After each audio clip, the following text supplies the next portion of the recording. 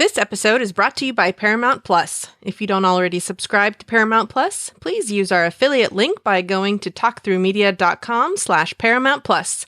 Using our affiliate link gives us a little credit, which helps us to keep bringing you great content. U.S. residents only.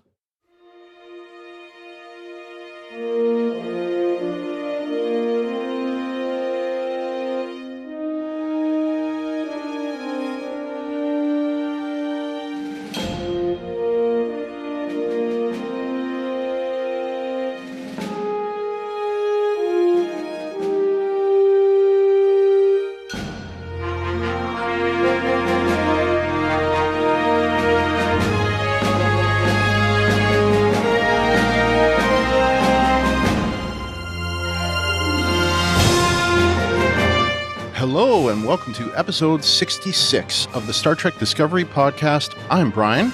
And I'm Ruthie. And tonight we'll be covering season 4, episode 5 of Star Trek Discovery, titled The Examples. We don't have any additional feedback this week, probably because episode 4's episode is still not out yet for anyone. So, sorry about that. It's just been a crazy week. We're recording this on Saturday, the 18th today. But anyway, if you want early access to our episodes, you can get that by becoming a Patreon member. Just go to patreon.com/Brian and Ruthie to sign up, and as low as $1 a month, and you will get early access to the episodes, although they're still waiting this week as well. But they will be getting the episode first.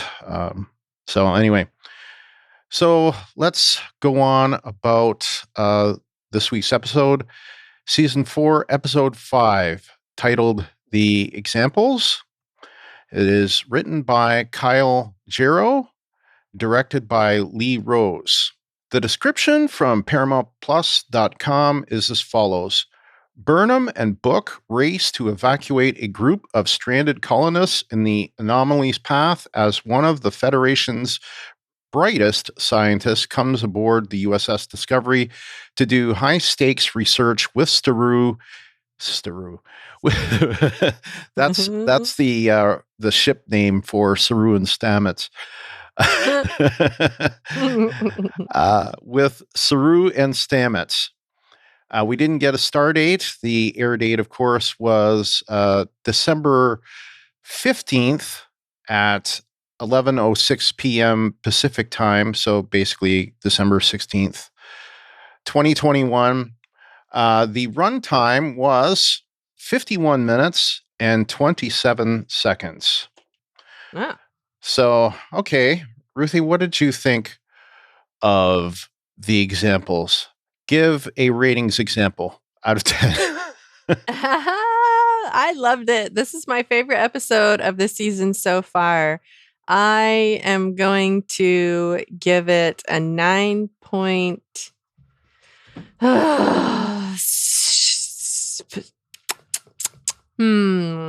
9.825 out of 10. I'm going to give it a 9.5. Lazy Michael Westmore's from TNG's Captain's Holiday. What? The Rycians, they were basically humanoid except for the little, I don't know, tattoo or whatever it is on the forehead. And I sat there looking at Ruan going, I've seen that before. Who has that? And as soon as he mentions Risa, I'm like, oh, that's right. Risa. So funny. Anyway, yeah. And I thought, oh, that's one of those examples of aliens where they didn't do too much. And of course, all the aliens in this episode, except for the one who was taking over for Owo, they were. There wasn't a lot of makeup used this episode. It was mostly just paint. Bumpy forehead. So, yeah. Yeah. But yes, this was a great episode. I would say that this is the first of this season's like really good old time Star Trekky type of episode where it had all of the makings of a good Star Trek episode. Had moral dilemmas, ethics. Best episode of this season. Yeah. So, yeah. So I agree with you. It was really good. I'd say probably as good for me as the first one, but I don't know. I might be torn to change my mind and say this was the best. But yeah, I really liked Ruan after a while, especially that screaming Saru. I really liked was great. Saru's outraged, "Excuse me." That was the best. Yeah. It's like how to deal with a lunatic. Because that's what it feels like right now. Yeah. It was good. Yeah. Lots to appreciate this episode. Yeah. All right. So let's start with listener ratings, Ruthie. All right. Wes from Minnesota says this episode builds upon last week's great episode and runs with it. I give this episode 9.7 Saru roars out of 10. LT from NC and Lord X and The Walking Dead Talk Through says 9.5 out of 10. Well, that was something. Yes, indeed. Indeed, it was something. Let's see. Mike from Arizona says, I'm giving this episode 9.5 USS Janeways out of 10. And Kim from San Diego and Prodigy and Rebinge DS9 says, I give season 4, episode 5, the examples, an 8 Saru screams out of 10. All right. So let's move on to our listener yeses. Yes!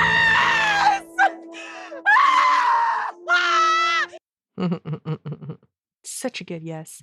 Yes. All right. First, we have Wes from Minnesota. He says the Saru roar sounded a little like Chewbacca from Star Wars, but that's okay. It was funny. Jet Reno always has the bones like, doesn't have a care in the world attitude, and had the funniest lines. Agreed.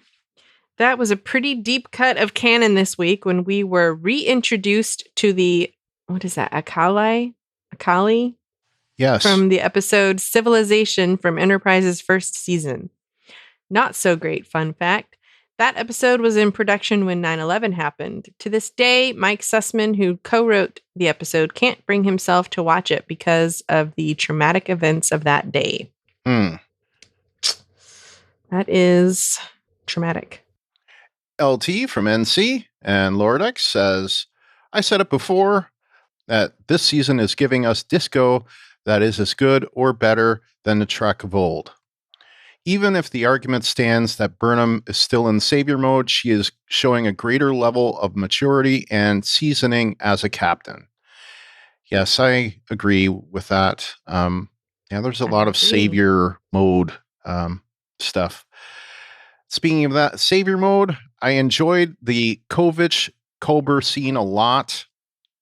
It was good to see some more development from the doc past what we have seen in previous episodes. And I was just saying this prior to us hitting record to Ruthie that I really did enjoy that scene as well. And I have a theory about Kovich, or not really a theory, but just like a hypothesis about Kovich that I want to get into in the Hold Your Horses. But that particular scene was great. And I really enjoyed the examination of Culber, and he's going through some issues there that one would go through if they had died and come back. But just you can understand that he's got to be going through some stuff, and it's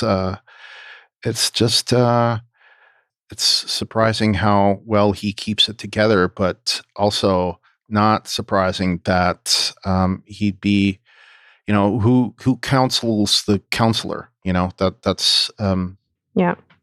That's a trope, but sometimes, a lot of times, the mental health professional, doesn't have the person to, to go to, and I could definitely see that. So, because I think Counselor Troy sometimes had that problem herself, Mm-hmm.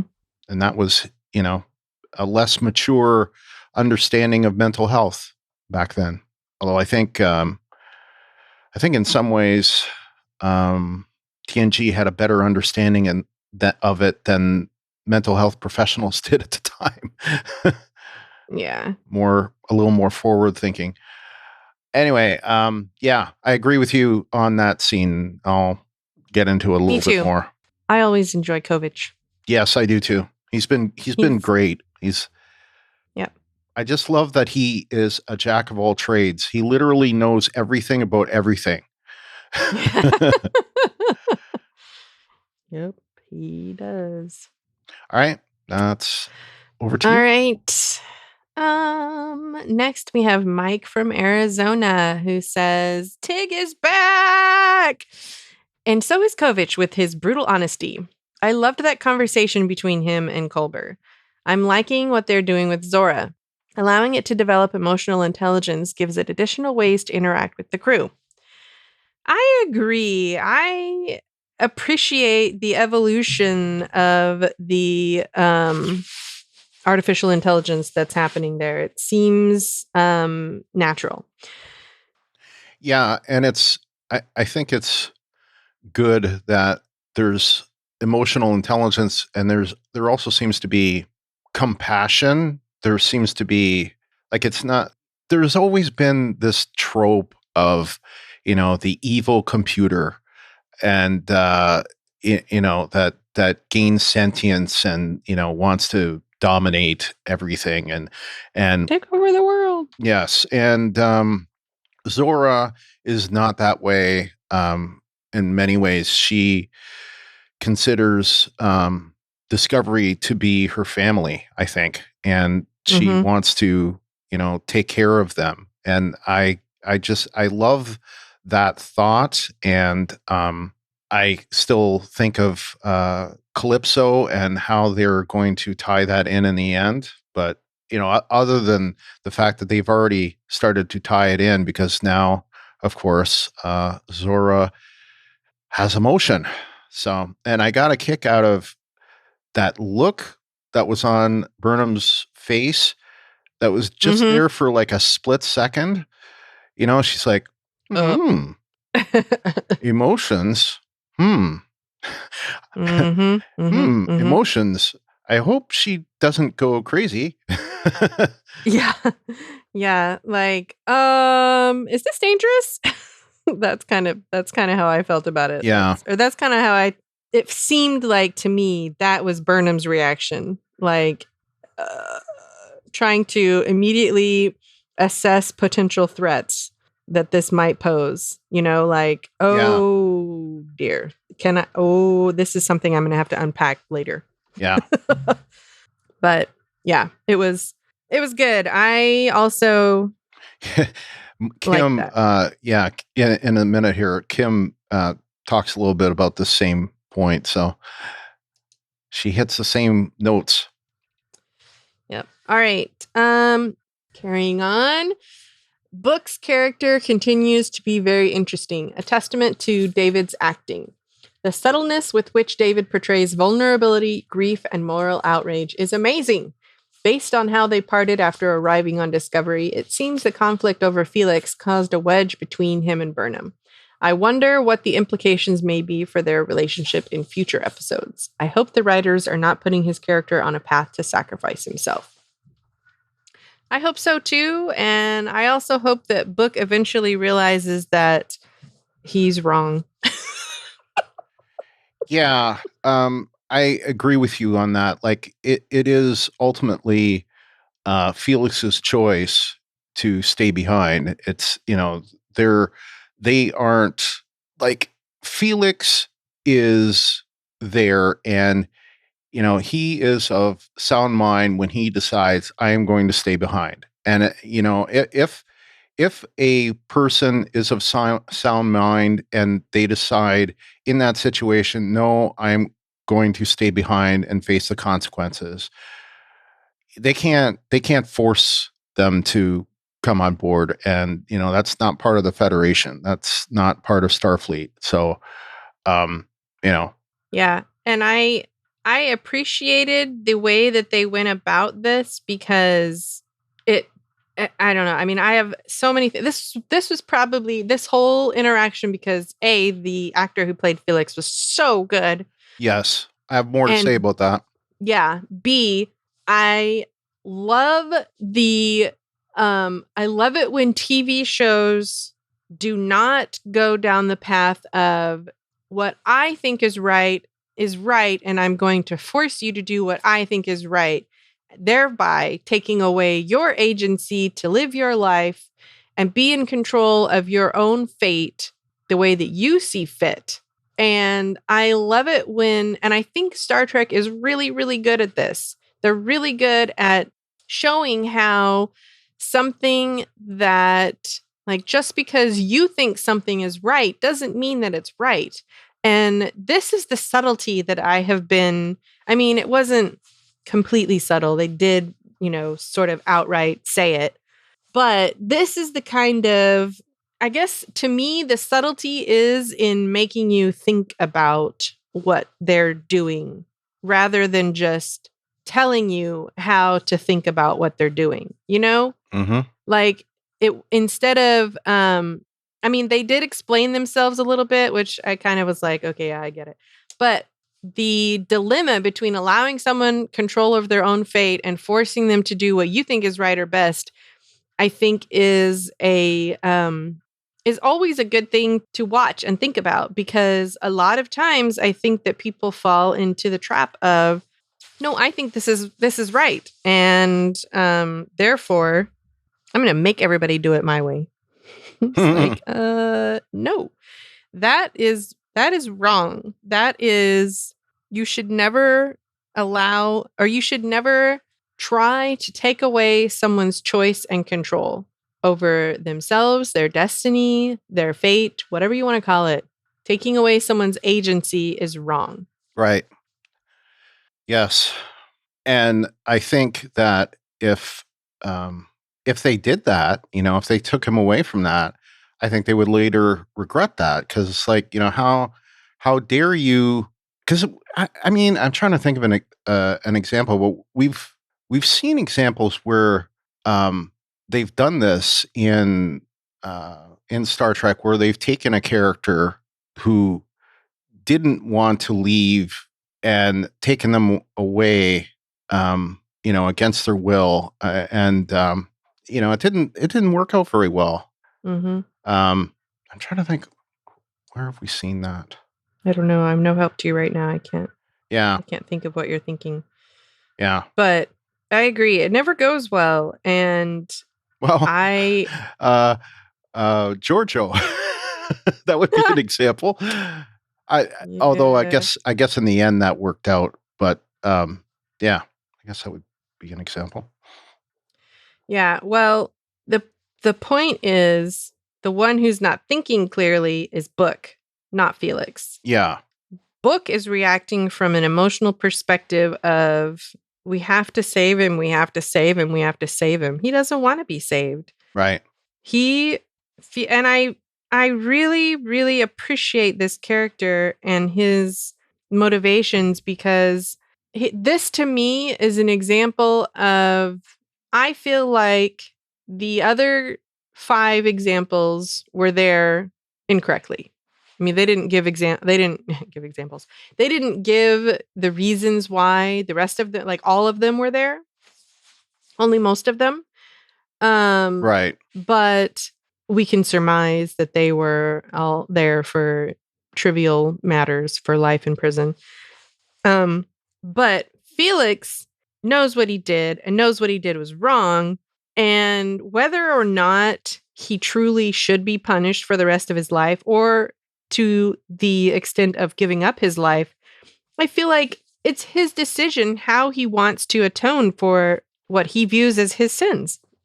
If he feels like this is what he needs to do, then let him do that. I may not agree. Burnham may not agree. The Federation may not agree. You may think that the just by virtue of him wanting to do that and feeling that way and feeling that remorse, that might be enough. But again, I don't feel like that's anyone else's decision to make. I mean, not to be too religious about it, but that's between he and his maker. No one else can judge him. Only he can decide what he feels is right for himself. And if he, reaches some afterlife or whatever, and whoever is there to judge him says, "Hey, bro, that was a bit extreme," then great.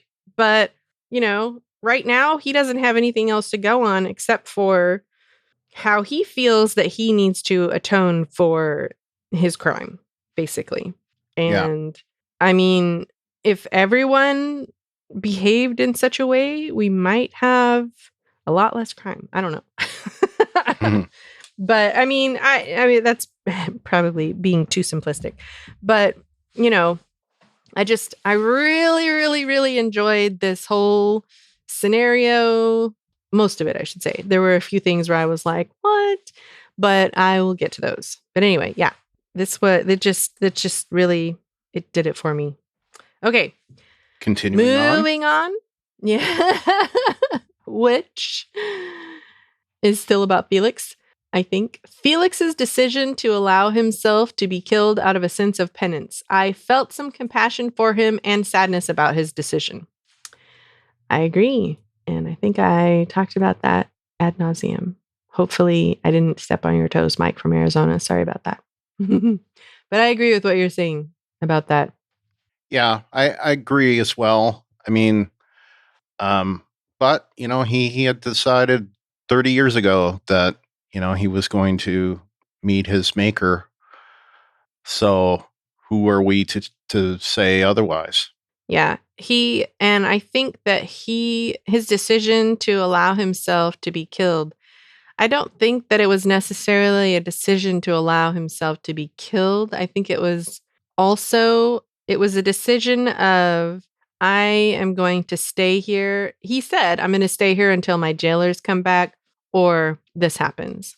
So he was not willing to accept the intervention of the Federation, basically, on his behalf.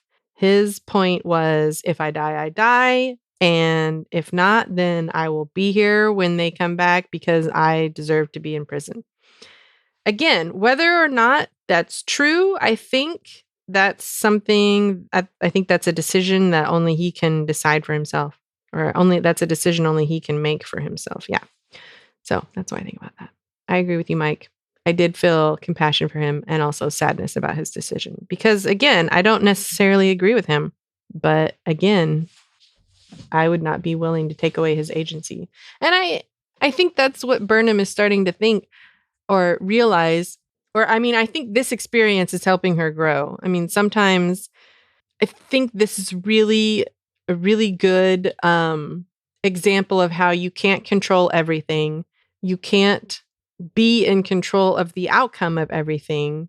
Sometimes things happen, and whether or not you agree or disagree, you have to let that thing happen, I think, sometimes. Yeah. Mm-hmm. All right. Moving on. Mike says, Tarka will be an interesting antagonist with his reckless pursuit of answers and deceptiveness as to his hypotheses about what's behind the DMA. He's clearly used to working without a net. He has me curious about his prior experiences with the Emerald Chain and whether he has some connection to the creation of the DMA. Ooh, that's a good thought. Something I hadn't thought about. Yeah, it's actually something I have thought about, that I'm wondering if the anomaly is actually something that he designed for the Emerald Chain. Something that was maybe just like hypothesized, something that he theorized about. And, that's why he doesn't, doesn't know what the implications are for something, this large. But, he gets to the point where they're, testing this theory pretty quickly. And, I mean, he could have come to this on his own, but, I think that that last conversation that he has with Book is rather telling, and especially when he's got that mark of the emerald chain on the back of his neck, you know, that tells me that, perhaps this is something that they kind of got out of him, or that, so I, I can't say for sure, but it makes me wonder if either he came up with this or he's seen this before, or but he knows more than he's letting on. Now why he's not saying more at this point, I'm not sure. Yeah. He's totally into himself. He probably thinks that he, is smart enough to be able to skirt whatever they may find out about him. But let me tell you, even the smart people, even the smartest, criminal slips up eventually. So you can't cover every track you make. You think he might be a criminal? No, but I wouldn't be surprised if he worked with criminals, and I would say that the Emerald Chain as a whole is criminal. It's like I don't know. It almost seem like a syndicate. So I'd say any kind of relationship to them is criminalistic. Suspect. Yeah. Yeah. I agree. I think he's a very interesting character introduction. I think he's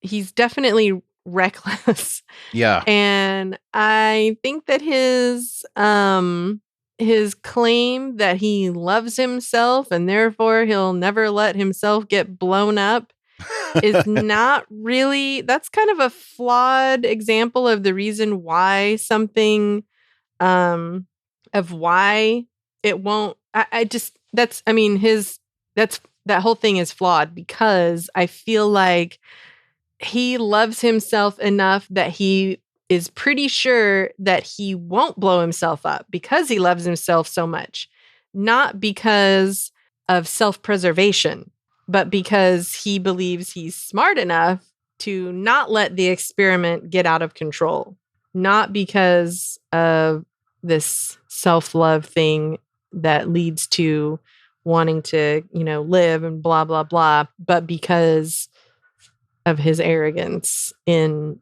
not letting the experiment get out of control, I guess. Like his ability to control and contain, and not because, anyway, I'm repeating myself. So yeah, I mean, he's a very interesting character. I think we're gonna see some stuff. Yes, I agree. Kim from San Diego is last for our yeses this week. She says, much like we've already talked about, Zora now has emotions. That's interesting and a little scary. Michael's face at this revelation was a little like, uh-oh, but okay.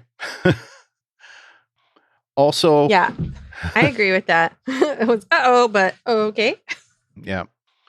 Also, Book's phaser was totally cool. Yes, it was. Plus, Jet had a couple of just great lines, and she delivers them so well. Yeah. I really liked Colbert telling Stamets to just get over his dislike of Tarka. Like, grow up, dude. Somebody needed to tell him that. Yeah. And I appreciated the Vance and the way that Vance said in not so many words. Just stow your ego. Yep. All right, Ruthie, what do you have for yeses this week? I think we may have gone over most of the yeses that I had, but I love Saru's, like I said, I love Saru's outraged, excuse me. That was great. But I think we've pretty much talked about most of my yeses. I love Jet Reno, not Janet. I'm glad she's back too. And yeah, she definitely stole the show with the quippy one-liners. That was the closest you've ever come to killing all of us. And that's really saying something. Or whatever she said. Oh, it was hilarious. All good things. What about you? What you got? The performances of Michael Grey Eyes as, of course, Felix, and I'm familiar with his work. He played a really great character on Fear the Walking Dead season 3, and those of you who have been with us on the Walking Dead talk through / Fear the Walking Dead talk through would remember him as Kalataka Walker, who was in season 3. Ruthie, you'd already left the show at this point, but he was this great character who we were hoping was going to continue with the show. And he didn't in season 4, but there's always the possibility that he could come back. And anyway, he's fantastic, and he was really good in this role, and just nailed it as he always seems to do. And I had to look up his name. Sean Doyle is the one who plays Ruan Tarka. So he also was great, and he's not someone who I was familiar with, but I understand that he played a character in The Expanse. Is that right? He looks really familiar to me, so that makes sense. Yeah. Who did he play on The Expanse? And I'll tell you. I believe he played, from what I if heard, I recognize him, he played the president of the United Nations, or the Secretary General, or whatever. Yes. Yeah. Yeah, he was really good. And I kept looking at him thinking, golly, that guy looks so familiar. I just hadn't had a chance to look him up on IMDb yet and check out his credentials, or I should say his resume. But yeah, he was good. That show is so good. Oh my gosh, that show is so good. I love it so much. Yes, he played Rodavir Aaron Wright on The Expanse, according to Wikipedia, 2015 to 2018. So I guess he's not on the show anymore. No, he's not. I can't remember what happened to him other than I think he died. But he was, you did watch a little bit of The Expanse, right? Yeah, I've seen all of season 1, and I saw roughly half of season 2 before I stopped, not because I didn't really love the show, but because I got behind, and sci-fi / all the Comcast network shows only had, I don't know if they still do this, but only 5 episodes at a time. And if you fell more than 5 weeks behind, you were screwed. So, yeah. Well, it's on Amazon Prime now, and I'm pretty sure you can see all of the episodes on Amazon Prime. Yeah. But he was the he was the Secretary General. I believe that Shorey Agdashlu was the Undersecretary. Oh, okay. Christian Avasarala. So that's, I believe, if I'm recalling correctly, that was the relationship that they had. Whatever happened to him, I can't remember, but I'm pretty sure she was the Undersecretary, if I recall. Someone who is more familiar or has seen those episodes from back then more recently can correct me if I am wrong. Yeah, it says that he was in the main cast seasons 1, 2, and 3. Mm-hmm. So yeah, it says I think he died, but he could have just retired. I don't know. It says that he was the UN Undersecretary of Executive Administration. So he was the undersecretary. Yeah, and Christian Avarasarala was the UN Deputy Undersecretary of Administration. Okay, there you go. Yeah. So, very good. Oh, such a good show. I'm enjoying it muchly. Final season. So sad, but they might do spin-offs. We'll see. And finally, I will get to read the books. Haha. So, I've been waiting to read the books. All right. What do you have as your guesses? Well, I had already started mine, so that we were talking about mine. Oh, sorry. Carry on. Yes. Also wanted to mention, of course, we already talked about it, but the scene with Culber and Kovich. Yeah. Wilson Cruz and David Cronenberg. That whole scene was great. It was short, to the point, much like Kovich was. But it really, I think, was effective in so many ways. It was just, I don't know. I just really enjoyed it.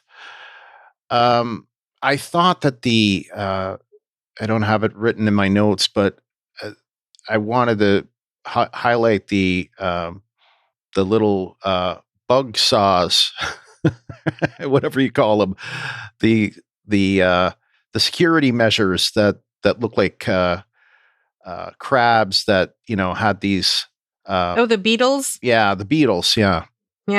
Those were cool. Yeah, those were cool. That was pretty cool. I want to circle back around to the Wilson Cruz in his white uniform. Oh my gosh. That white uniform really does do great things for his skin tone. But otherwise, I still think white is a bad idea. He looks spectacular in it, but I still think that it is just foolhardy to have white and do regular things. Like regular daily things. I understand that the Navy has the dress whites, but those are special occasion uniforms where you are behaving on your best behavior. Right. And I also think that the dress white uniforms that they have are spectacular. However, those are special occasion duds, not everyday duds, especially when you might get blood on them. Anyway, the bookend scenes between Culber and Stamets, I think were also good. So Stamets, comes in and kind of wants that permission to gripe about Tarka, I think, and Culber kind of just says, "Get over it," and then Stamets, who we've seen a little bit this season grow a little bit of emotional intelligence himself, kind of picks up on Culber's, little signs that he's not quite that was there. An evasive fine. Yeah. Not a real fine. Right. Yep.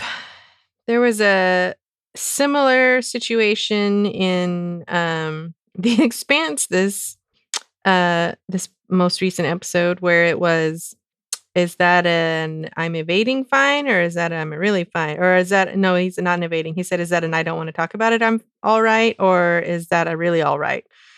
And I appreciated the relationship between these two characters. I don't want to say too much in case people haven't watched it yet, but I appreciated the relationship between these two characters, that when the one said to the other, it was and I don't want to talk about it, all right, that they didn't press, they moved on. Okay, we'll talk about it later whenever you're ready. Not a, no, I want to talk about this right now because that's what I want, not what's good for you kind of a thing. And I like it when I see characters doing what's good for each other, not what's good for themselves on TV shows that I love. Anyway, yeah, I really enjoyed the interactions between Culber and, well, everybody, because I really like him. He does such a good job. Wilson Cruz is so good. So yeah. What else you The got? last thing that I'll say is, and I kind of mentioned it already, but this was just your usual kind of Star Trek story. I mean, so I have to give it a yes for that.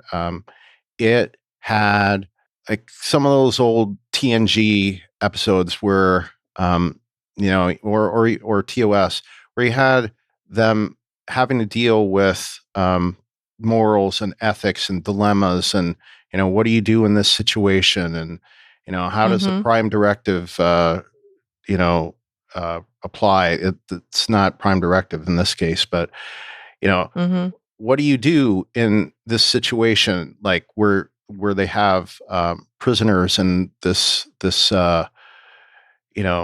they're used to treating them like they're not human anymore, basically, or humanoid, whatever you want to. They don't. People. They're not people anymore. And what do you do in this situation? Do you honor that, or do you say no? They're refugees, and they deserve a chance to live, and they deserve a chance to have their cases retried, and if they still deserve to be behind, and penalized for their, punished for their crimes, then they'll be punished in a much more humane way.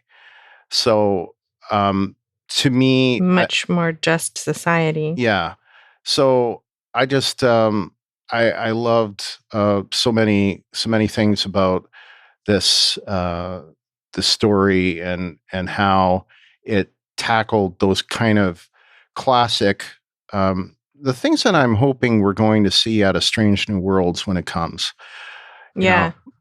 So I think that this had that kind of feel to it, and I think Kyle Jarrow, I'll have to look for that name and say, I always look for, when there's a particular writer that I like, I go, I'll have to look for him next time and see, how's this next episode? Is it good too? And, yeah, you can, is it just as good, or was this a fluke? Yeah. There was, if you recall, there was one writer from Walking Dead who, every time this guy was his name was on the scripts, the episodes were just knockout, just so good. And of course, I can't remember the guy's name right off the top of my head. Do you remember the episode? Yeah, any episode that he did? I do. Seth Hoffman. Every episode that Seth Hoffman wrote of The Walking Dead was in the top 20 of the show. He just, and for those of us who don't remember which episodes he wrote, give us an example. He wrote the episode of, say, the season 6, episode 9, the one where they fought the all the walkers that were in Alexandria, and that's where Carl got spoiler. Carl got his eye shot out. Shoot your eye out. Anyway, so there was that episode, if you recall. I do recall that episode. Okay.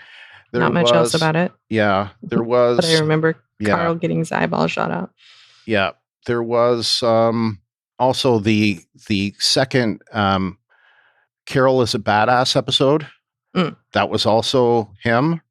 So that was JSS, is it? Just something like that. Survive somehow. Just survive somehow, yeah. JSS. It was that episode and several others that he wrote that were just killer, but those two above others were standouts. And anyway, so I'm going to look for this guy, see what he writes going forward, and see if he stays up to that quality. Cool. Besides that, that's it for this week. So let's move on to our nose. No.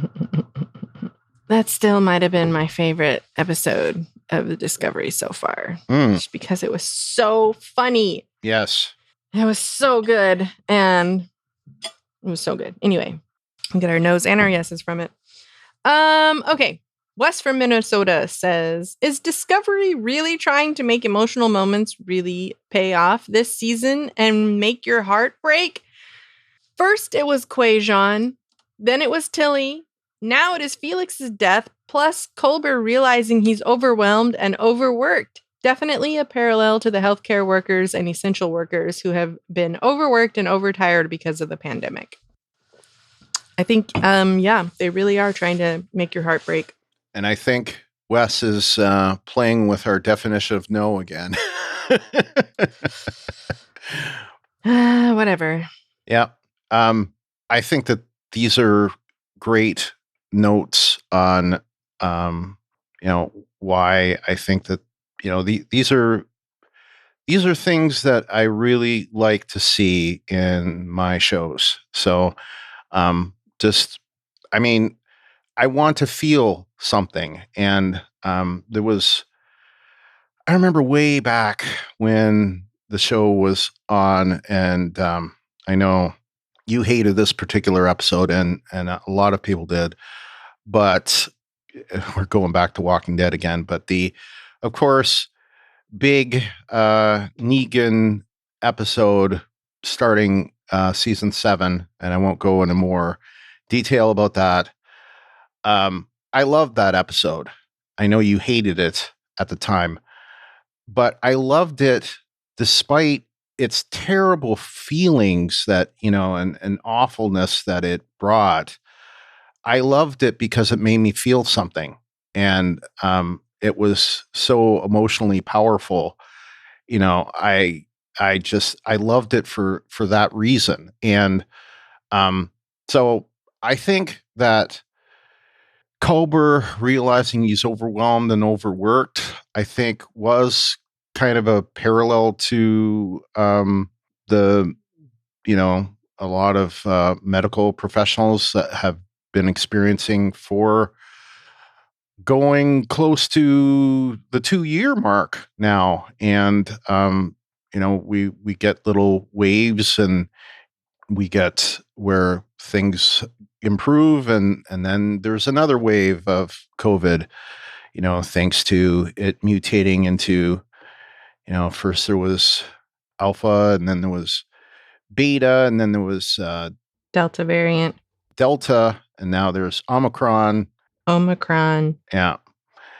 And it's just a thing. And I can only imagine being a, part of the medical community, part of just like dealing with that day to day, and having to deal with like first responders, having to deal with, I know people, who've, I know someone who like was a firefighter that went up the World Trade Center and was there, for that. And a lot of those firefighters, aren't alive today because, they got some nasty stuff that, unfortunately affect their health, and they died. Thankfully he's still alive, but a lot of the guys that he was on squad with, aren't around anymore. And others that, like, there was that not too far from me here, that condo in Miami that collapsed and killed all those people. I mean, having to deal with I didn't know about that. Yeah, it was a few months back. And the first responders that had to dig through that to try to find people, and just the horrible stuff that they deal with, all the COVID, and the emergency and the ICU people, of how hospitals have been, at capacity for months. Elective procedures have been, had to be canceled from, time to time, and people are still cavalier about COVID even to this day, and it just boggles my mind. Anyway, enough about that. Let's get to next. Mike from Arizona. He says, no security, even to escort Captain Burnham and Book to the prison. Brian, you gave this same feedback about the season 4, episode 3. Now, when you say that, do you mean from Discovery? Like, no? Oh, yeah. I guess he does mean that. Yeah, it's like, so Book is security. Maybe Reese was, kind of fulfilling this, but he's basically doing a second mission there, and I wanted to actually give him. So I'll add this to my yeses. Reese getting to do something, having a mission off the bridge. So I'll give him one to go and rescue, people off of that. I don't know what is. It wasn't a planet. It was like kind of like an asteroid or something. Yeah, kind of like like a platform. Well, I know they called it a chain, so, and it kind of looked chainy. So yeah, it seemed like it was like a chain of asteroids or something that they had somehow strung together or whatever. And yeah. But yes, a lot of that seems to be kind of, I don't know, maybe COVID, or it may be just conservation of characters, but it just seems that this show keeps doing that, where they're not bringing in Ensign Expendable, which is okay that they're not bringing in these red shirts to get killed, but at the same time they should be bringing in red shirts. They don't necessarily have to be killed, but they should have a bit of a detail and not just go in just the two of them. It's a little insane. Yeah. Secondly, he says, it's a risk, not a certainty. Burnham has made stronger arguments in the past, especially when it comes to saving a life. She herself, having been a prisoner, could have offered Felix more options, including choosing not to allow himself to be defined by his crimes. Well, that's a good point. I hadn't even thought about the fact she had been a prisoner, but that's true. That is true, but I also feel like he had a lot of time to think about it. It's not like maybe he just got caught, but he had the crime itself happened 30 years ago, so he's had a lot of reflection, I think. So, I don't know. I think that she did offer adequate reasons for Felix to, choose a different choose to live. Yeah. Yeah. Yeah, I think so too, really. I mean, it's not like they had all the time in the world to debate the matter. They were under time constraints, and sometimes you got to know when the battle's lost and you have to move on. This is part of what I think is Burnham's maturity, in the past, she probably would have fought harder for him to stay alive or for him to choose to stay alive. But Yeah. I think she is accepting that she's not always going to get her way, whether or not she likes it or not. And I think that this is an example is like if he chooses to die, then it's his choice. It is his choice. You cannot, like. I mean, he said it too. You could force me, but yeah, yeah. I think she's realizing, yeah, I could, but should I? Just because you can doesn't mean you should. So, and as I, made the argument before, she did this before, where she, at one point, made the decision for someone else. In the case of Giorgio, she brought Giorgio into this universe against her will, without any selfish reasons. Yeah, for selfish reasons, to bring her back. It probably worked out in the end, but essentially that was not her choice to make for Giorgio. And I think in the end, like I say, Giorgio pointed that out to her too. Yeah, she did. And so maybe this is Burnham growing. Yeah. As a character.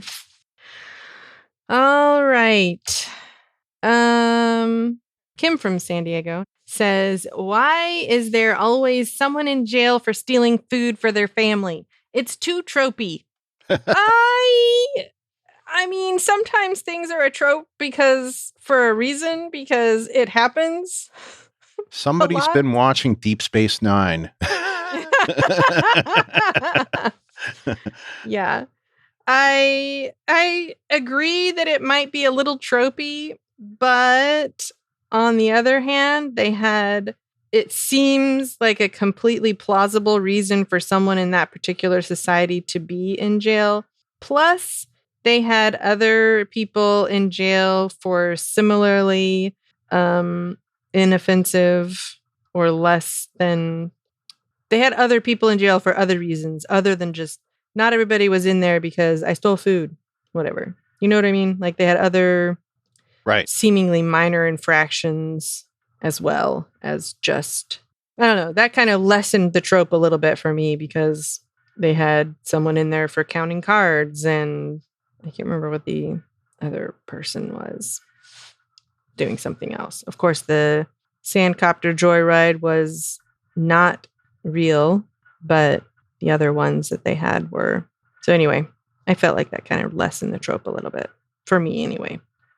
Okay, finally, she says Reese's hurricane story was a bit smashed in and could have been explored in a better way. I have to agree with that. I don't know that I would go so far as to give it a no, but I think that it was kind of smashed in there. I feel like maybe they could have done something like Burnham could have said, hey, because I mean, she's supposed to know their files, and that would be something that it would be in his file. Maybe you want to help because you offer a unique perspective because of your experience, blah, blah, blah. Maybe. I don't know. But I agree that it was kind of smooshed in there rather unceremoniously. Well, this is actually a no for me. Is it? Yes. And I'm going to get into it right now because... Do tell. Yes. So, Amanda Rogers, you remember her? You will once I say. There was the 2Q that had a baby on Earth that were posing as human, and she ends up on the Enterprise, and Q shows up, and as her powers kind of awaken, she is has to decide between not keeping her powers and living as human, being Q and not being Q. Right. And so it was mentioned in that episode that her parents were wiped out by a tornado. And Picard brings up the point of it's unheard of that that the Weather controlling system. that the weather modification net wouldn't have picked this up and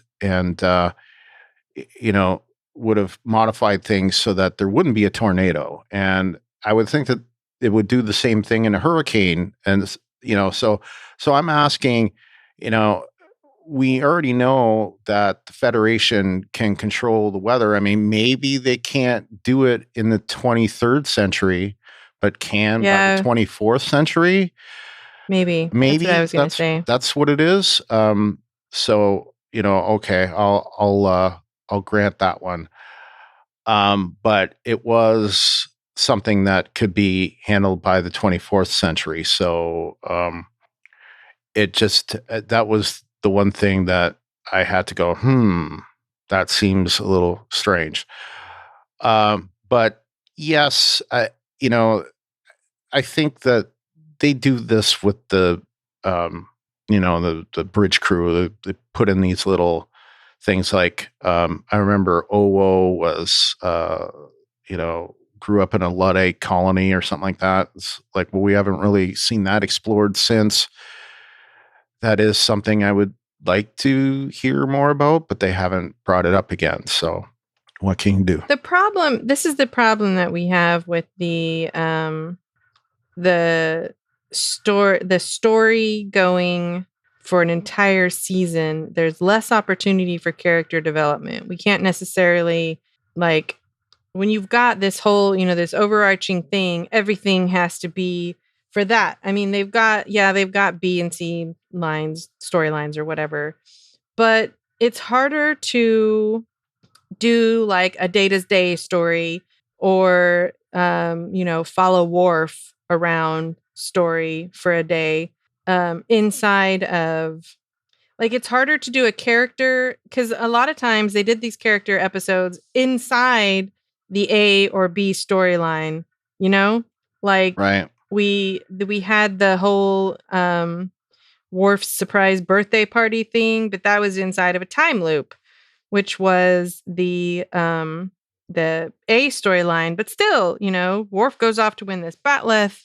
tournament, and he comes back and is gonna have a surprise birthday party, and then he isn't gonna have a surprise birthday party because Deanna says, "You hate surprises," that kind of stuff. Like, it's harder to do. I think it's harder to do these kinds of following a character storyline when we've got this thing that has to last for the whole season. I think that's kind of something that I miss from like TNG type of storytelling. What do you call that again? Episodic? Serial? Episodic versus serial, right. Yeah. I was trying to explain that earlier and I couldn't think of all the words and I was like, I'm messing this up. Anyway, I think that is something that we can't do as well, I guess. I mean, maybe they could, but I don't know. They're not so far, really. So they need to step up their game. So that's what I have to say about that. Okay, well, that is, I think, it for our listener knows. So what do you have for knows? I didn't have any knows. The one thing I had to bring up had to do with this experiment. Why did they have to do it on Discovery? I guess because it was the only place that had the power. The only place that had the power. Wouldn't they be able to do this at Federation HQ since it draws from everything? So that would be one question. Yeah, I think that was more of a hold your horses for me, though. Everything probably that you're about to say in your nose was more of a hold your horses for me. But yeah, I agree. My thing about that was, why did they have to do it right then? That is, we're in the middle of a rescue mission. What's the urgency? Wipe out two. It's not like doing this experiment right now is going to prevent this from happening. Right. So that is exactly my point, is that, they're doing it while on a rescue mission. That is what, four? They had like 4 hours or something like that. Mm-hmm. So there's that. And, they're putting Discovery in the path of the anomaly. So what happens if for some reason Discovery can't get out? Suddenly they wipe out the two greatest scientists that are both working on the spore drives and that are working on the anomaly, wipe them out, and then there's probably not much, well, not to say that the rest of them wouldn't come up with it, but you'd probably eliminate two of the brightest minds working on the problem at once. So to me, either do it at Federation headquarters or wait. Yeah, I didn't understand. I mean, now that you point that out, I didn't understand why they were doing that. I don't understand why they would have done that on Discovery either. Yeah. It's like, since we have this overarching storyline, we can have people going off not on the ship and still follow them. I'm like, that happens with a lot of shows where people aren't in the same location and still are followed in the story. You know what I'm saying? Right. Is what I'm saying making sense? Mm-hmm. Like, so I don't understand why.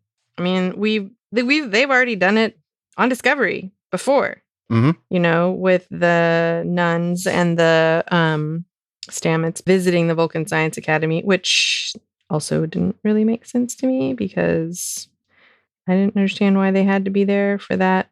But anyway, so yeah. To use the wall, to use which they used again in this in this particular episode. They used that wall. The BR wall. Yeah. I guess that's it for my nose. I'll bring up something in my hold your horses. Not really a hold your horses either. Maybe I'll just put it in my feedback. Yeah, maybe I'll put it in the feedback. All right, so that's it for my nose. So let's move on to hold your horses.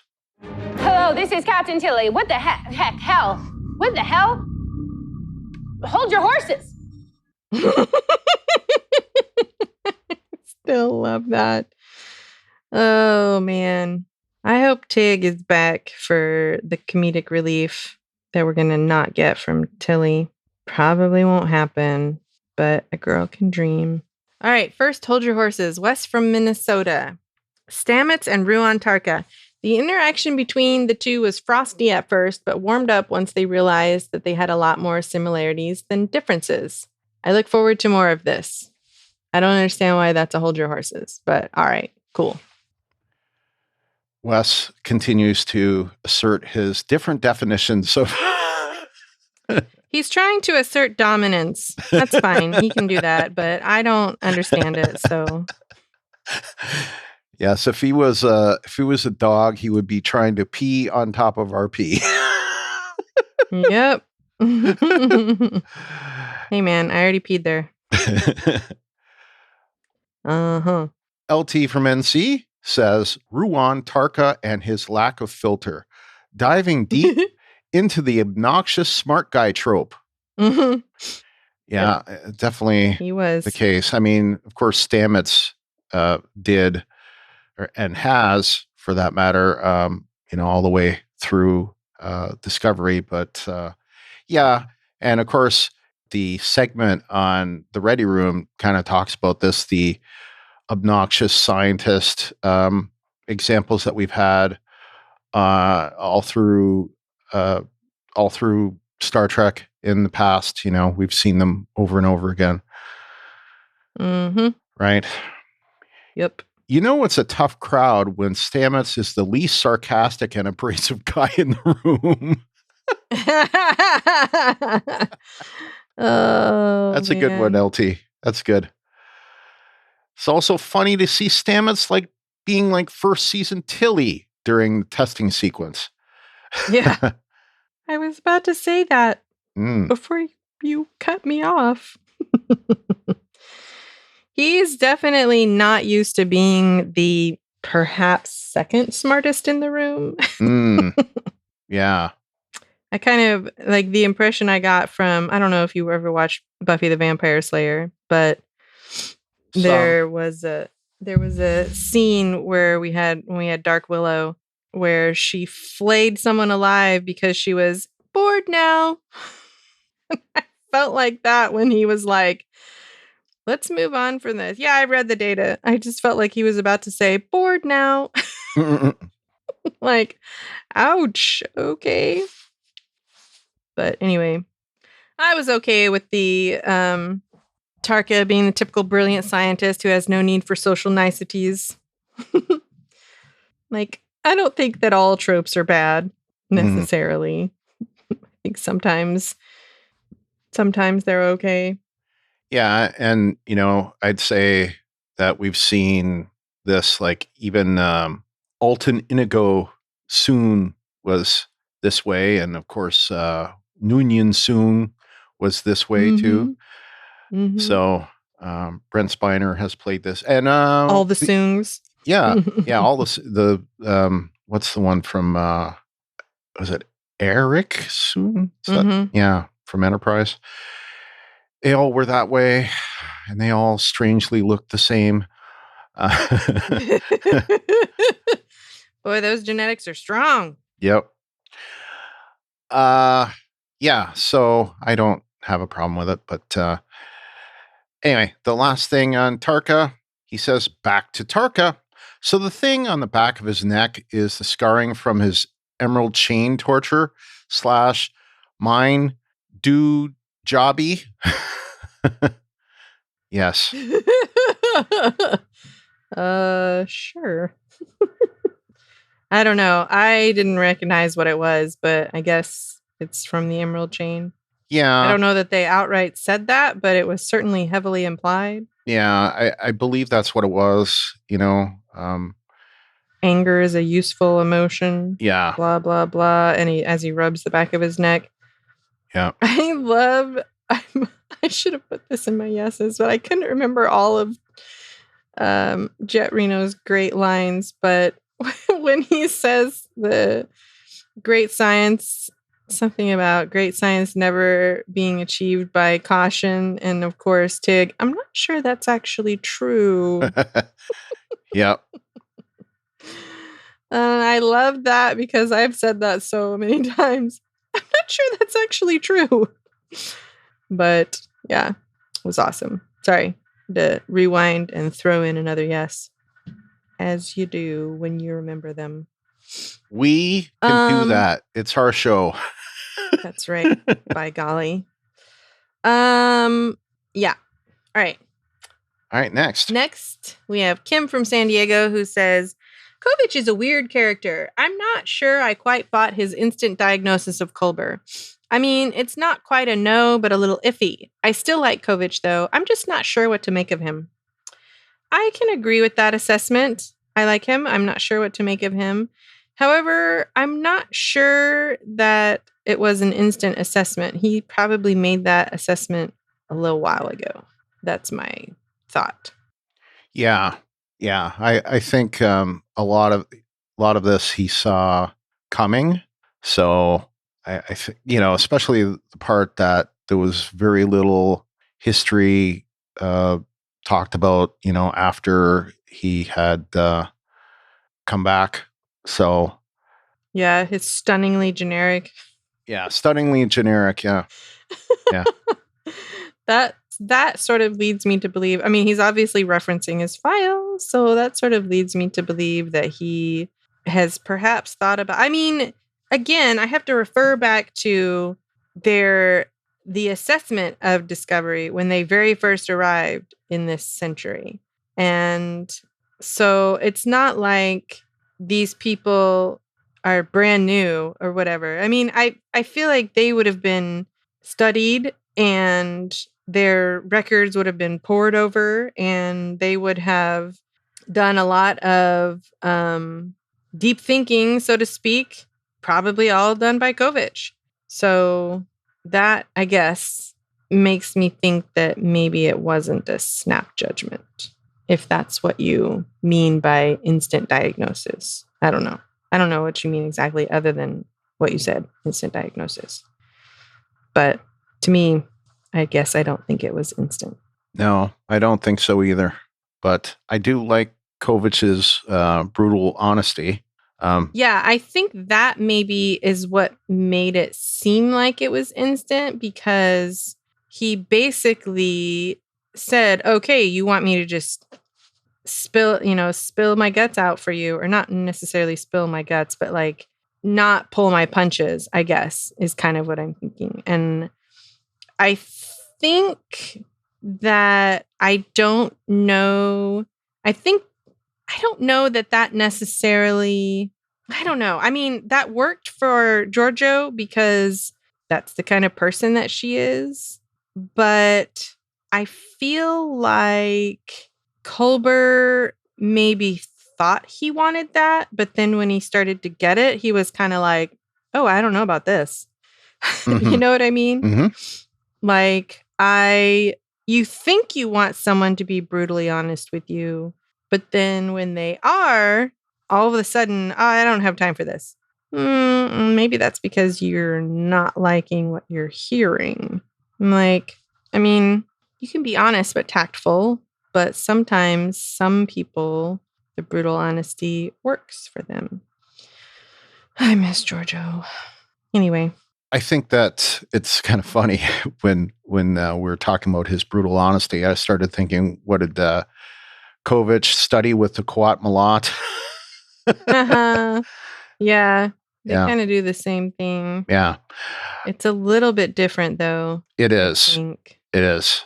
That's why I don't think so. Well, other than the obvious reasons, he's a dude. Although that never stopped. That never stopped Elnor. Yeah. But of course, he was raised by them. So anyway, I digress. The point being that I think that he's right on, and he probably was able to. He knew something was coming with that. Just knowing that he wanted a 10-minute meeting. Wanted a meeting with him. Probably knew. I wonder if yeah, because when you get a meeting that comes out of nowhere from someone who, maybe of, in a certain job, you might think, well, why does he want to talk to me? And that may be why. And we know that they've had interaction in the past, right? Because we know, like as mentioned here, the Giorgio stuff. Yeah.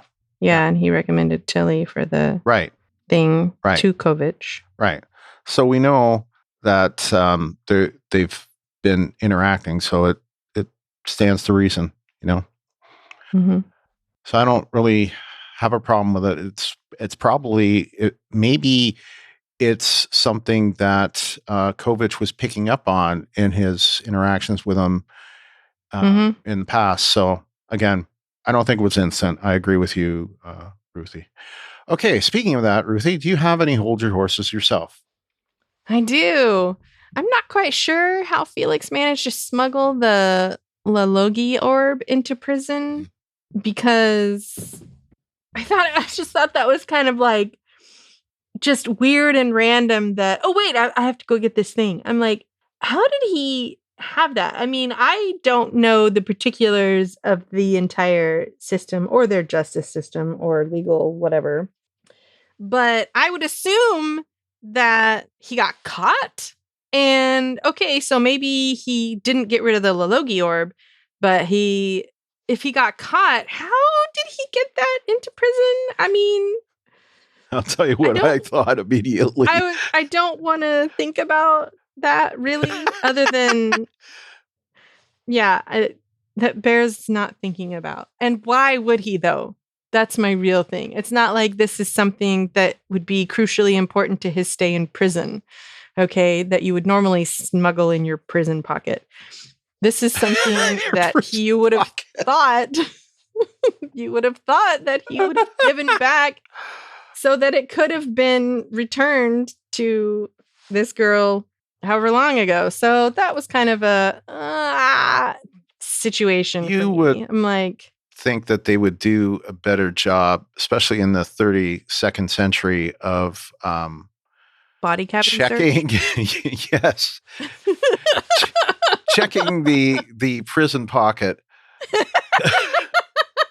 But yes, that's what I was thinking of. I was going to say Christopher Walken in Pulp Fiction.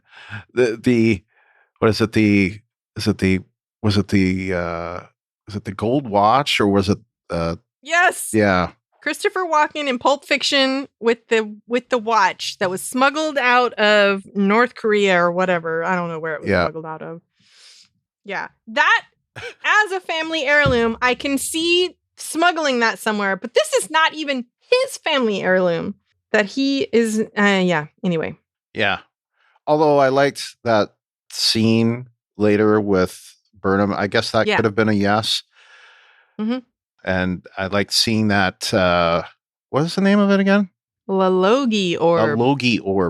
Lalogi Orb, yeah. So I like seeing the Logi Orb in action. Mm-hmm. It's basically like a holographic family tree, which I thought was cool. But anyway, so yeah, I liked it. What else you got? We talked about it. The why is it so important to do the experiment right now? Yeah. And I mean, I don't understand why they couldn't stop and start again after the evacuation, because if the experiment isn't reproducible, then is it really viable? So yeah. Anything else? I think that's about it. Okay, so there is the question that I had back then that I never brought up of Culber and the Gollum, the whole Culber and Gollum, and how who hooked them up with that idea, because that seems pretty specific. Maybe the Sphere data had that or could access that or whatever that he found in Federation databanks, whatever. So that's fine. But, perhaps that came out of Kovich. And then that made me think, Kovich, he seems to know everything, right? He seems to be an expert on everything. So who was an expert on everything? Well, Data was. Right. Yeah. And who also seemed to pick up things like, instantaneously. Well, Soji. Right. So I started thinking, well, is Kovich a synth? Is that, so could he have been a Gollum? And that's how he was able to hook up Culber so quickly with this, Gollum for Gray. Right. I wondered that it would stand to reason, so. Yeah, I don't know. So. Maybe so. But who knows? But although I think in the case of Picard, the Gollum has been made in the intellectual capacity of Picard, right? So if he was built that way, he was built, more like Soji, right? Which wasn't a Gollum. He would be more like an android. So anyway, it's possible. I don't know. I'm not saying that he is or not, but it would be interesting if he ended up being a very, very long-lived descendant of Data. Who ages. And I think I brought it up already. So does Tarka know what this thing is? Is this from one of his designs? maybe this was something he, came up with that we know that the Emerald Chain had a lot of culture and had, technology and whatnot. We assume that they had universities and whatnot. So maybe Tarka was a research what's her face scientist. had her own personal scientist, right? So and we have, was brought up like he's been interacting with Aurelio. So anyway, it would stand to reason that perhaps maybe he designed Aurelio is the scientist from what's her face's personal scientist guy. Correct. That's who Aurelio is. Okay, yes. kept wondering. I was like, who is this guy that keeps saying Aurelio, and I just couldn't remember. Played by Kenneth Mitchell. Yes. Yeah, maybe I blocked it out. I don't know. Yeah. Yeah, I get that. And so I wonder about that whole thing. Is he hiding something? Obviously, I don't think that it's his. I don't think that, it's, I don't know. We'll find out, I guess. So. Yep. Yeah. All right. That's all I have for Hold Your Horses. So let's move on to our feedback section and open hailing frequencies. All right. So we have one voicemail this week, and it's from Jeff X-Force 11. Here it comes. Hello, Star Trek fans. This is Jeff X-Force 11 leaving my feedback about the examples. I thought this was an interesting look at a lot of different aspects. I'm intrigued by our new character and the motivations behind him. I'm interested to see what kind of things Book knows about him after he saw that brand. I really enjoyed this narrative of Burnham and the prisoners and just this second chance that the Federation offers them. I really appreciated the shout out to Janeway and T'Pol in the beginning with those ships, and I am intrigued to who's behind this anomaly. Oh, just a good episode of building lore as well as looking at the different characters that we have on this ship. I just really appreciate it, and I cannot wait to see what's next. All right, those are my thoughts. X-Force is out.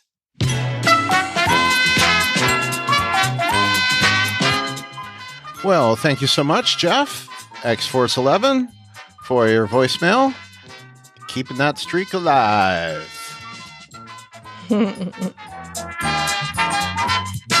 Okay, so, well, I don't know if I have too much to say about what she said this week, other than I agree. Yep. Yeah. Although I think it was the USS T'Pau, not T'Pol. It was T'Pau. Yeah. It was not the USS T'Pol, actually. T'Pau. It was, I actually wrote it down, the NSS T'Pau.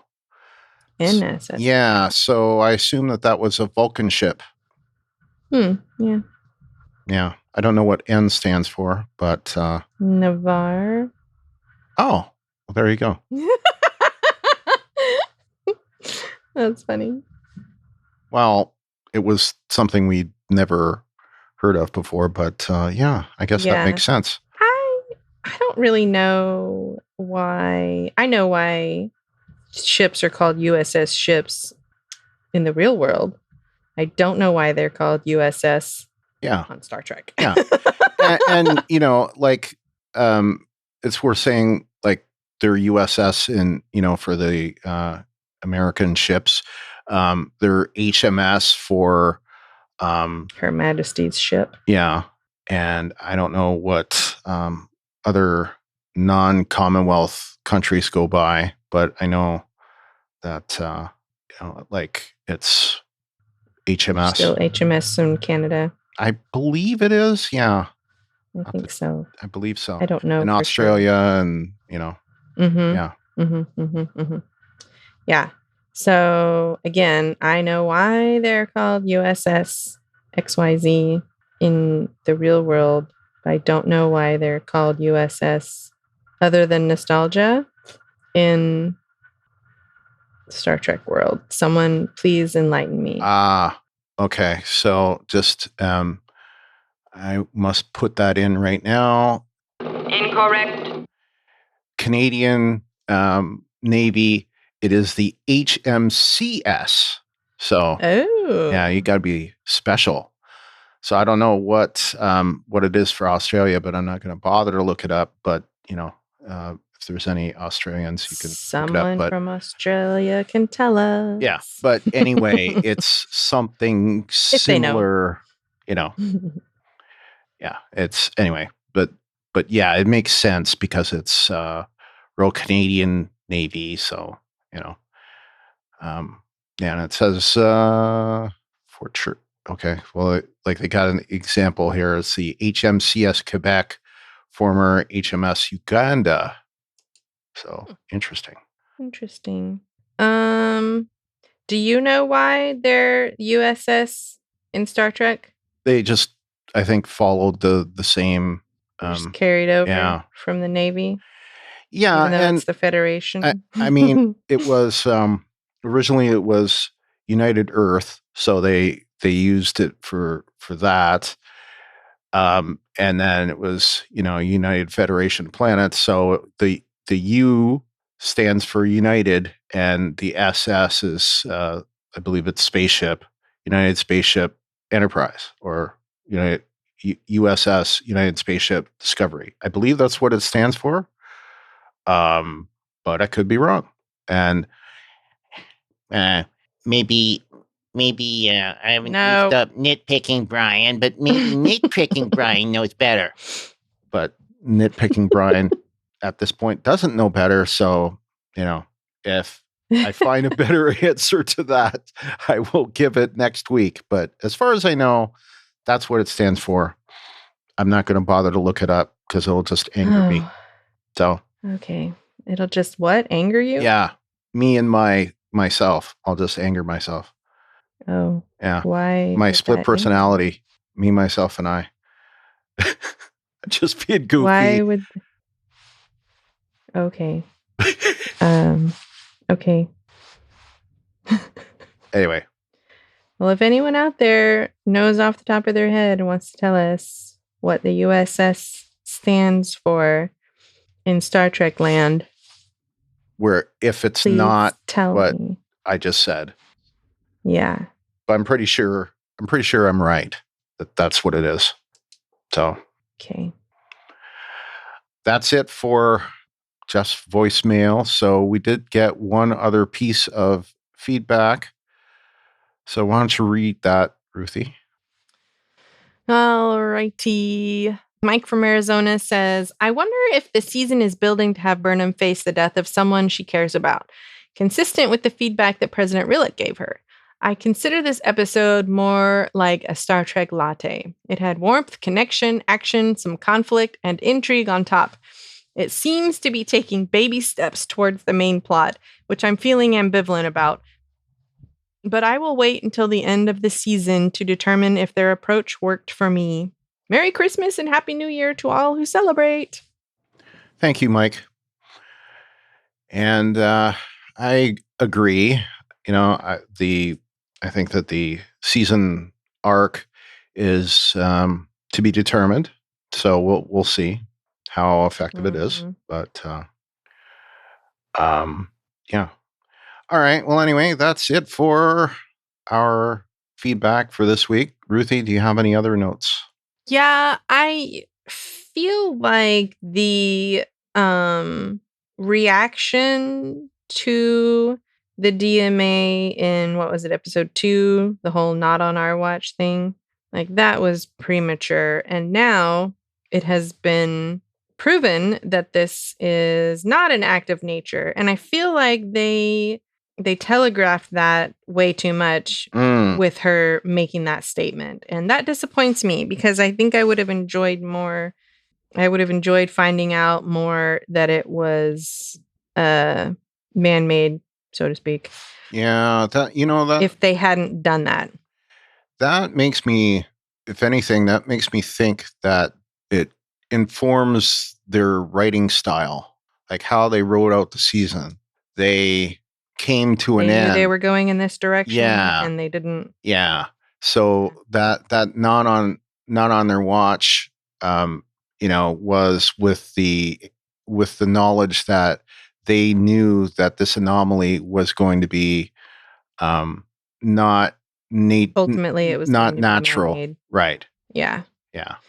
Yeah. Someone made this, or some species or some organization or some individual, whatever, made this, and they determined that, and then that scene got written with that in mind. But so you're right that whole discussion or that whole speech makes more sense now, but they didn't know that then. They didn't know what they were dealing with then. So right. Yeah, I agree. And I said it then, and I'll say it again right now. That speech was misplaced. That speech should have gone in this episode. Or the next episode, Right. Mm-hmm. Even better, the next episode. Mm-hmm. Not in episode 2. Not on our watch, Mother Nature. I don't know. I'm not going to rehash what I've already hashed. So, it could have been one of those things where they had this speech written, and it was a part of another episode, and they tacked it on to this to episode 2 instead, right? So that was a writing mistake. Yeah. So it got left in. If they did. Yeah. But yeah, it makes a lot of sense that they made that mistake, but they shouldn't have made that mistake. Somebody should have caught that. What else you got? I think that's about it. I think we pretty much covered most everything I wanted to. I enjoyed the little bits of I felt like someone said this, but maybe it was in the previous episode. The little bits of backstory that we get from Michael and Book, the little glimpses into their past that we're still continuing to get, Like, what do we get this week? The noodle machine that blew up, and she was picking noodles out of her braids for days. Oh, okay. And how their relationship was strictly platonic for the most part when they basically didn't move into a romantic relationship during that first year. Right. Like we were uncertain, I think, about whether or not they had been in a romantic relationship that whole time. Mm-hmm. But now we know that they weren't. Right. Because she was trying to keep it professional, which apparently was miserable for both of them. But yeah, I like that, getting those little bits and pieces. Yeah. I only have one other thing that hasn't been brought up, and that is Reno. I like that we have Jet Reno back, of course. We did see Tig Notaro's name in the initial credits for the first time. She's always been in the guest starring up until now. So she had with Tig Notaro, and it's like with and so and David Ajala is in the and with Tig Notaro is in the second to last. So that was good to see. So that basically means that hopefully for the rest of the season, she will be there as a, full-time cast, or at least, we can only hope. Yeah. Please let it be so. Yeah. Now that said, it appeared that almost all of her scenes and maybe even all of her scenes. Basically the first scene, we see her in shot with Stamets, but even that one could have been done at a different time, just with, camera, what do you call it? After Effects or whatever. Post. Yeah. It could have been done after, but if you look at all the other scenes, Tig is in camera by herself, and the rest of them are in camera by themselves. We never see. So she's not directly sharing the screen with someone, is what you're saying. Yeah, and they're not directly sharing the screen with her. So it's like she'll say something and she's not on camera when she says it. So look, I don't care. I'm certainly not going to give this a no, or give this a hold your horses. This is, you got Tig Notaro. You've been wanting Jet Reno for all season. You're getting Jet Reno for 4 episodes now. Yeah. So if anyone, objects to it, oh, we've got to see him, well, take. I don't know why anyone would. Yeah, exactly. I mean, she was great in this episode. So take what you have and take what we can get. Yeah, exactly. So anyway, I thought that she was great, and there is not a thing that can be said that would change my thought otherwise.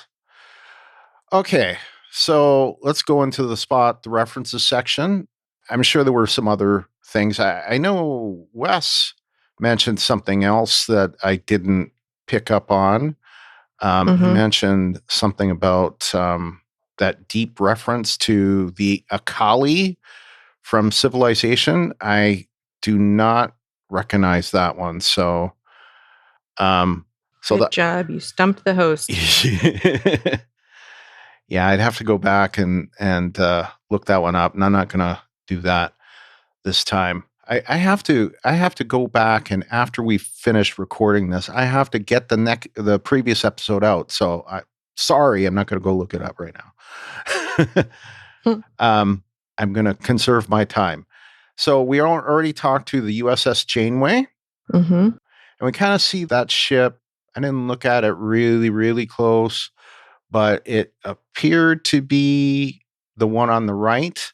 And I believe the NSS T'Pau was the one on the left. T'Pau. Yeah, I said that wrong. NSS T'Pau was the one on the left. And you can tell that because the Vulcan ships, even to this day, even in the 32nd century, have that, that circle drive. And we see this in the 24th century, and they had them in even the 22nd century. We see them in the 21st century with in First Contact. They had the same kind of drive. So Vulcans are consistent in their warp drive technology and their ship design. So there's that. We also, some of the species that Vance mentions, the Metrons. The Metrons were first seen in TOS season 1, episode 19, Arena. And if you don't remember that is the episode where Kirk fights the Gorn, the ever popular Gorn. The Iconians were mentioned this episode, and specifically, I think they were mentioned twice. I know that they've been a big part of Star Trek Online, but and we've actually seen them displayed on screen in Discovery on some star charts and whatnot. But in dialogue and in story, they've been mentioned first in TNG season 2, episode 11. Contagion, and that is the episode where the sister ship of the Enterprise, the USS Yamato, is blown up, basically got destroyed by a computer. Blown up real good. Yeah, it got destroyed by a computer virus. It was the Iconians' technology that in trying to communicate with them actually rewrote, the software and, ended up causing severe problems and blow up the Yamato, and it started to spread to the Enterprise. But anyway, we see, and that's also where we see Data go on the ship, and we see like he's appearing between, I think, 3 different times, just in front of and just behind. So we see him in 3 time periods. He's got a like time splits briefly. Mm-hmm. Yeah. So they have this time dilation. Right. This ability to appear and disappear throughout different times. So there's that. They had the Iconian Gateway. So we see them also. This is also seen in DS9, Season 4, Episode 23, To the Death. And we see that mentioned because Worf was a part of that mission where they find the Iconian homeworld, and he knows the destructive power where of the Iconian Gateway, where you could literally appear anywhere in the galaxy instantaneously, which sounds a lot like a spore drive. But anyway, but you didn't need a spore drive. You could basically, people could suddenly appear instantaneously anywhere in the universe. So the Dominion came across an Iconian Gateway, and so Federation and Cisco's team are fighting against the Dominion and this Iconian Gateway thing. So, and of course, the Q. Is this going to be a spoiler for Kim? Well, kind of, but sorry, Kim. You can spoiler tag Kim. Yeah. I just thought about that. Yeah. Oh, what can you say? I didn't say what happens. Q Continuum is also mentioned. Yes. I can take that out. So. You don't have to take it out. I would just say spoiler warning for Kim. She might not want to know about episodes she hasn't seen yet in Deep Space Nine because she's watching it fresh, right? Yes. Ruan Tarka is Rycian, and I mentioned that earlier. Of course, that is considered the pleasure planet. And even Tarka mentions this. That he's very derisive about it. Yes.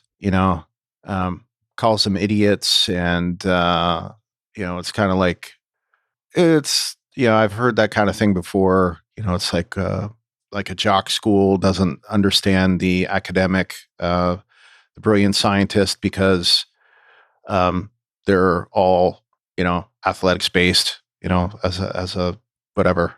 I guess that's more a high school thing. Yeah. But anyway, so they don't appreciate his brilliance. But I think of Ryza and I think of Riker. And of course, I think of Ryza and I think of Picard. Yes. Mating statue. Yes, the Horgon. Yes. Oh, I loved that episode. I know. Vash, we meet Vash there, and yeah. We also see a couple of possibly passing Spielberg references. We use the mashed potatoes in a reference. That is kind of a callback to Close Encounters of the Third Kind, where Richard Dreyfuss is kind of builds a thing out of mashed potatoes. And We Need a Bigger Room is kind of yep. kind of a reference to We Need a Bigger Boat from something Roy Scheider's character says in Jaws. So I think that's what it comes from. It does come from Jaws. Both are Spielberg movies. So anyway, All right, so that's it for this episode. So let's move on to Shipwide announcements. Let's go straight into news.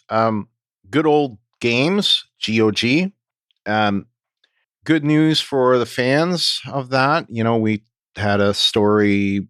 I don't know if that was during Discovery or if that was in Lower Decks, but they released a whole bunch of old games that had been, updated to play on new machines, right? And it was basically they released a whole bunch of them, but Star Trek Armada and Star Trek Armada 2 hadn't been released yet. Well, now they have been. So they are now available for purchase for $9.99 each. Right now, the other Activision titles are at $7.99 each. So that may be a holiday sale, but I don't know. Heather Caden, who we see her name on all of the current Kurtzman era shows as an executive producer. She, works, I think she's the president of Secret Hideout or has been the president of Alex Kurtzman's, production company. She has decided to leave. I guess it's at the end of the year or something like that. After 12 years with the company, her television career started in 2000 when she helped Kurtzman, Roberto Orci, and J.J. Abrams launch Alias for ABC. And, she's been working Brilliant show. Yeah. She's been working with Kurtzman, for years. So I believe she was also with the previous, I think it was called K&O Paper Products. I think that's when Kurtzman and Orci were still working together. I think, was it Hawaii 5-0, I want to say? I don't know. But they had several shows that they worked on together. And then they kind of branched out and Kurtzman formed Secret Hideout. And replacing her will be Aaron Byers. And Aaron Byers is also an executive producer. I believe, I'd have to go back and confirm this, but I believe his name has been on Star Trek Discovery in the credits since the beginning as well. And if not at the beginning, then by season 2. But anyway, he's been involved with Secret Hideout. So he is the logical person to take over from Heather Caden. So he'll be moving up and filling that role. There's no word as to where she's going. I wouldn't be surprised if she, forms her own company or, has gotten an offer to like run a studio or a network or something like that. But, the track record of Heather Caden, has been pretty stellar if you go back and look. So, I'm sure she will land on her feet and moving forward. So good luck to all involved. Well, she's deciding to leave. She's not being fired. So no, I that's what I mean. I think that she will whatever she decides to do, I believe that she will she'll be successful at it. I don't know what that is. I didn't mean that she getting fired. She just decided to leave, on her own free will. And I imagine that, she was just wanting to do her own thing or had an opportunity or wanted to see if there was an opportunity, whatever. It was a good time to make a move. So she is. Anyway, good for her. The Emmy Awards starting in 2022 will be going through a realignment. Now, I don't know what this means exactly. Like, they used to have daytime Emmys. Yeah, they used to have daytime Emmys, nighttime Emmys, and then technical Emmys. But apparently it's going to be now based on genre. So does that mean that we might get genre TV Emmys like the Saturn Award is now? Could we maybe start getting better representation for sci-fi and genre TV on these Emmy Awards? Because to me, they're never represented enough. Like, and if they are, they have to be something that's maybe on HBO or something like that, like Westworld. It's usually not something that is otherwise considered, like, you mentioned The Expanse. That's not a show that's gotten any Emmy consideration, I don't think, so, should too. Yeah, that's what I mean. The shows, the sci-fi, television shows never seem to get any consideration for that. So, see, I don't know if it's going to be that or if it's going to be like best talk show, and that's going to include like if it's going to be, I get what you're saying. Mm-hmm. We don't know what the genres are yet. Yeah. But when you say genre in front of certain people, it makes them think of certain things. Yeah. Or if it's going to be like reality, competition, whatever kind of stuff like that. Mm-hmm. Yeah. So we don't know what that's going to mean. I imagine talk show, for example, will be one of the things that we could see. Could be. Crossing the streams, so to speak. So we could get, or game show maybe would be another thing. So game shows that appear in prime time could go up against game shows that are on during the day. So, Jeopardy, primetime Jeopardy, a Jeopardy special could be going against The Price is Right. So, and for that, I have to say,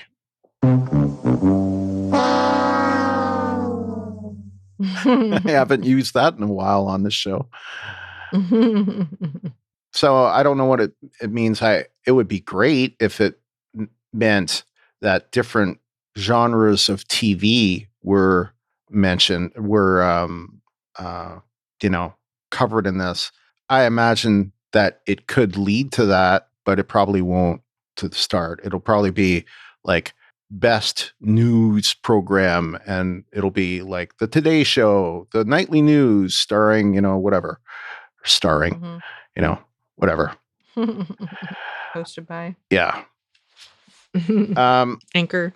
Yes. William Shatner, fresh off his space flight in October, has received his commercial space astronaut wings from the FAA.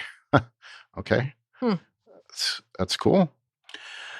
The people behind Star Trek The Motion Picture Director's Edition shared another update with the fans, and that's specifically the 4K edition. They said that they discovered visual effects footage filmed for the 1979 theatrical release and will be incorporating it into the 4K Ultra HD remaster. Oh, I didn't see this one.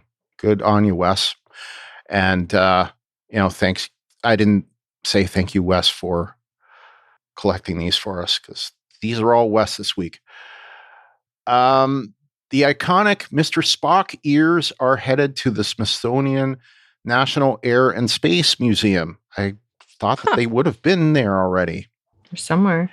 Leonard's son, Adam, and his daughter, Julie, graciously donated a pair of the iconic ears to the museum. The ears will go on display in fall 2022 in the upcoming Kenneth C. Griffin Exploring the Planets Gallery. Last news item, other than the parrots, LeVar Burton has been selected to host the semifinal and final rounds of the 94th annual Scripps Spelling Bee in June. Well, that's cool. So he didn't get Jeopardy, but he's getting this Trivial Pursuit. And now he's going to get the Spelling Bee. So I think that's cool. That actually is a good fit for him. So, Yep. All right. That fits right in with the Reading Rainbow. Yeah. Last thing for Parrot Analytics, unfortunately, Star Trek Discovery has fallen out of the top 10 digital originals for the first time since it premiered in November. I do predict, because it's usually these things are, they trend back a week. So I wouldn't be surprised if next week it's back in the top 10 because of Tilly leaving the show and Tig, coming back to the show. So I wouldn't be surprised if it's back in the top 10. It's probably at number 11 or something like that. So, and like if you look at the shows, there was one show that seemed to come out of nowhere, La Casa de Papel. I don't even know what that is.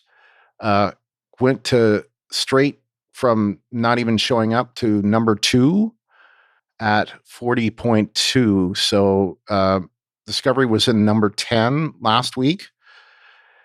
And other than that and The Expanse coming back, those are the only 2 that are new to the top 10. So The Witcher came back on Friday also. Oh, yeah. So I imagine that'll go up maybe. Yeah, it actually it was in number 9 last week and was at number 10 this week.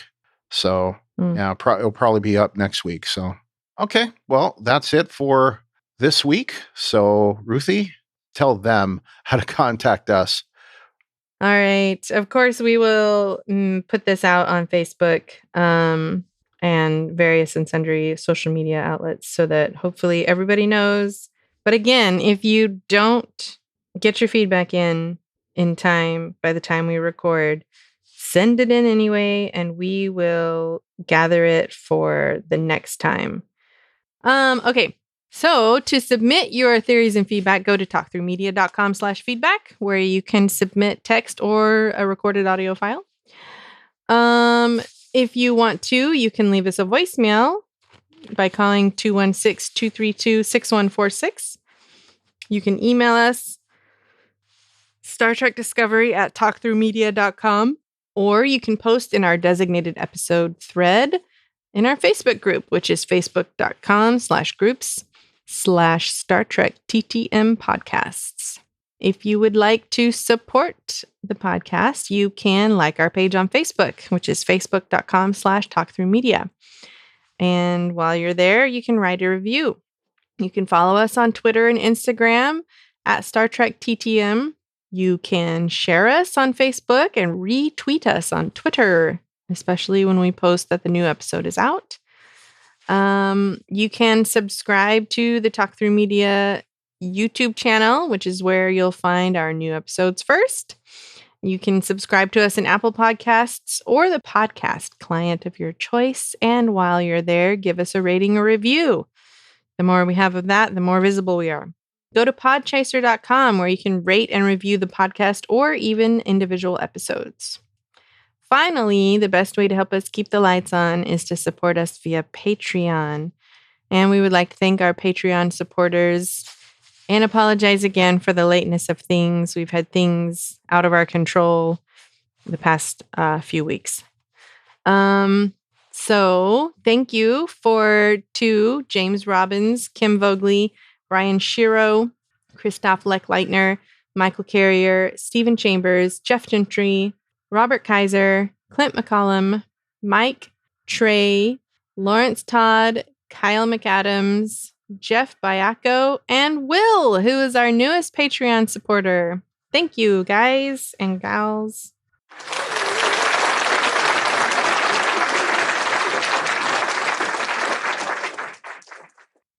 All of the podcasts from Talk Through Media can be found on the Talk Through Media all-inclusive feed, which, in addition to all of the Star Trek new Kurtzman era podcasts that we do on this feed, you can also get the Rebinge DS9 podcast and the Walking Dead Talk Through. And of course, you get the other things on this feed, like the Star Trek Picard cast will be coming up.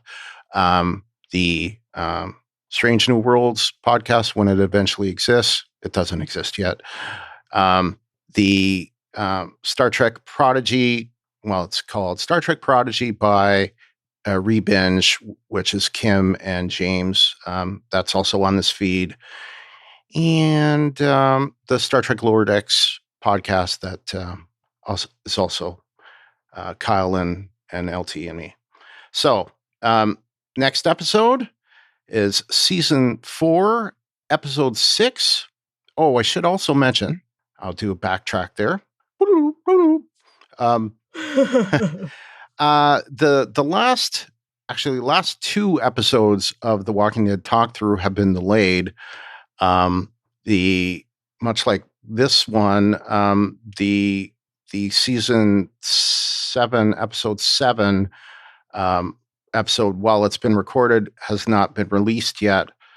And season 7, episode 8 for Fear and the season finale of World Beyond has yet to have been recorded yet. It's been a while because we were waiting until all 3 of us were available to do it. We're hoping to do that later this week. We shall see.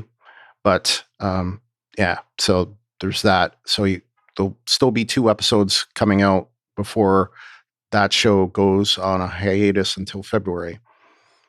The next episode of this podcast, the Star Trek Discovery podcast, will be covering I don't know what the name of the episode is, but it's season 4, episode 6.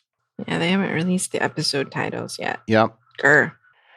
Yeah, and we don't know.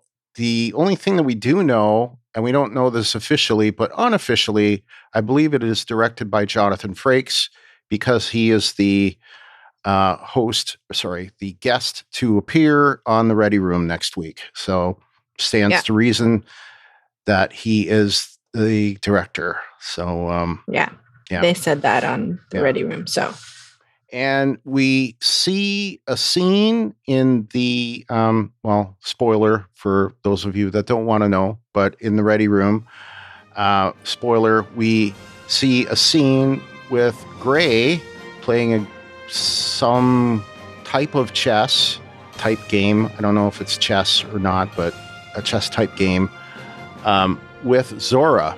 So interesting. But so we actually see him do something that doesn't involve Adira. So yeah, we didn't even mention the fact that they weren't even in this episode at all, and I liked it. Yeah. Yes. Yeah. If we were totally cynical, we would have done that. But, thankfully, we're not there yet. And hopefully, we'll never get there. But until next time, I'm Brian. And I'm Ruthie. Peace and long life. Live long and prosper.